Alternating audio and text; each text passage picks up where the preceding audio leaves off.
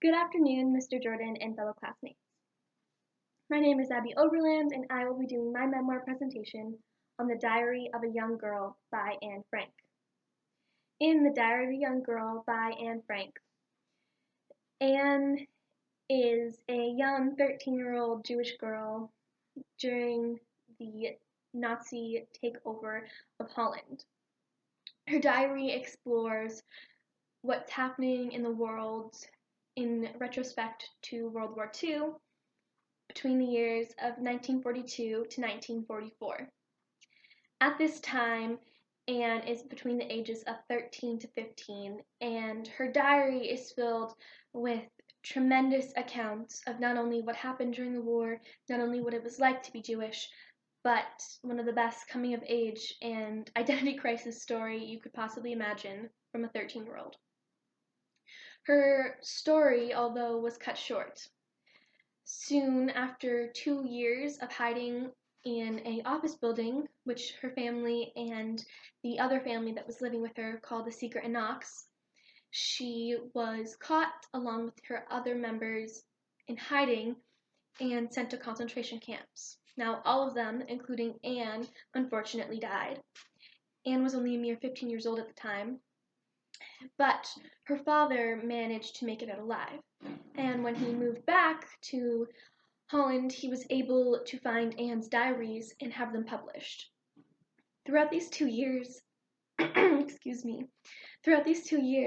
it shows exactly who Anne becomes, and she grows tremendously as a person.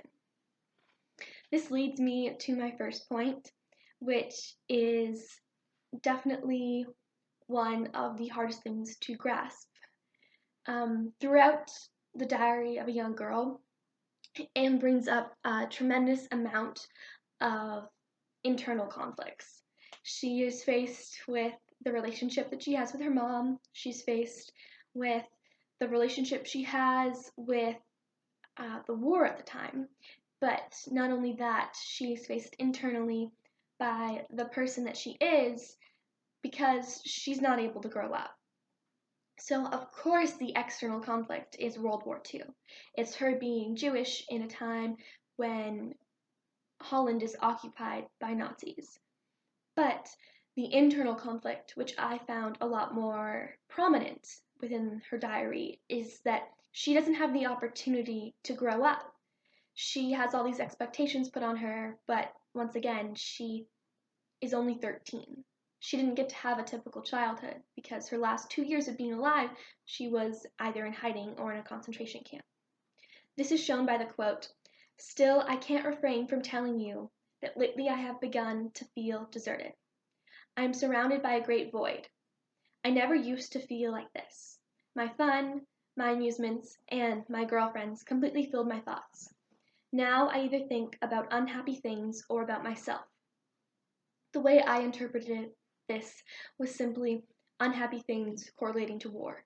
Her friends, her family, everything that she'd lost from not being able to go to school, from her bike being taken away, having a curfew, not being able to ride a tram, so forth and so on. Now, thinking about herself, she's thinking about who she was before she went into hiding, who she is now, and it's a confusing time for her. As a ramification of this, Anne's going into identity crisis. She has no idea who she is as a person, and that's mostly because she used to think of her life as a simple Dutch girl as the most amazing thing out there. But little did she know there was so much more to the world, and when she starts listening to the radio and hearing the stories of all of her friends and neighbors and anyone who was Jewish or anyone who the Germans didn't like being tortured or captured in concentration camps and following the British Army, she sees that her life as a simple Dutch girl was so much less than she thought it was. This is shown when Anne says, "I didn't want to be treated as a girl like all others, but as Anne on her own merits." She's trying to figure out who she is, but she has no idea who that is. This leads Anne to her epiphany. She has this epiphany that she's realized her entire life she's done things for other people, their expectations, and what they placed on her. This is shown when she says, "I do my best to please everyone."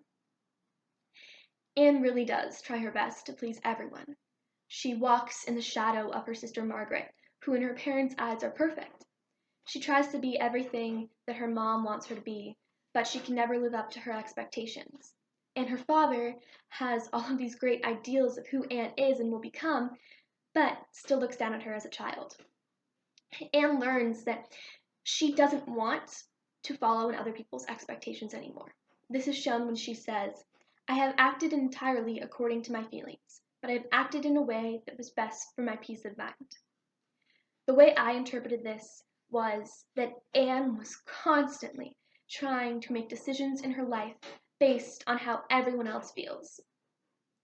The way disappointment would have been brought to her sister, to her father, to her mother, and for the first time in her life, while she's in hiding, she's learned that she needs to make her decisions based on what she thinks and not how it's going to make other people feel. Finally, this leads Anne to her resolution. She has learned so much about who she is, and she's still figuring that out. She knows now that she doesn't want to live in other people's expectations. She knows now that she didn't get to have a typical childhood. But she does know now that she has so much optimism and so much hope. This is shown when she says, "Although I am only 14, I know quite well what I want. I know who is right and who is wrong. I have my opinions, my own ideas and principles, and although it may sound pretty mad from an adolescent, I feel more of a person than a child. I feel quite independent of anyone." Anne has motored through an terribly difficult time within her life. Not only is she faced with war, but she's faced with figuring out who she is. And she figures out who she is in a way like no other. When there's bad in the world, when there's a world war, she can see hope in people. She can see the good in people who ripped her away from her family. She can see the good in people who took away her friends and her neighbors. But not only can she see good in people who everyone else in the world looks at as horrible and cruel, but she can see good in herself, which at a time of tragedy and a time of loss, when depression raged on, Anne was the one who motored through that. She was the one that held a high standard for herself. And throughout an entire world war, when everyone was confused of what was happening in the war, when everyone in the world was having an identity crisis about how the war fit into their lives and who they were and how war shaped them, Anne was able to establish it as a 13-year-old girl. It is so unfortunate that she had to die in order for her message and her stories to be brought to our attention.